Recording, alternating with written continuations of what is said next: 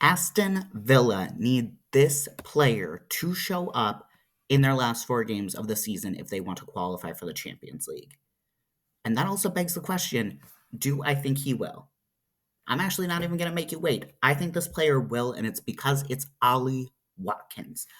Now, my reason for that, it might seem obvious. He's a striker. He was team of the season last season, Mr. Reliable in getting goals for Villa that have propelled our uh, project forward. And I think he will. I simply will. Mostly, so I'm going to start in the short term against Fulham, which is, what Emery will have us focused on. Solely, we are in no other competitions anymore. This is the sole focus.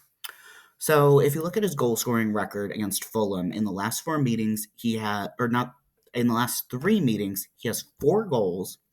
He got a goal at Craven Cottage earlier this season and resulted in a red card for Anderson for denying a goal scoring opportunity. Then in the 23-24 season, in the spring matchup, he had a brace. And then at Villa Park, he also got a goal in the 3-1 win. So very good against Fulham in recent times. Then, because I consider this season far more like the 22-23 season than the 23-24 season, last season we were just trying to not drop too many points that Spurs pipped us to 4th. And we did, but that's because Spurs were even worse than us somehow. And in the 22-23 season, we needed a late push for our European ambitions. In theory, could have gotten Champions League had we gone on an even crazier run of form, but what we accomplished in such a short amount of time truly was impressive. And Watkins was a main reason for that. He had 5 goals in a row from game week 21 to game week 25. Then he had 8 goal contributions in game week 27 to game week 31, 6 goals, 2 assists.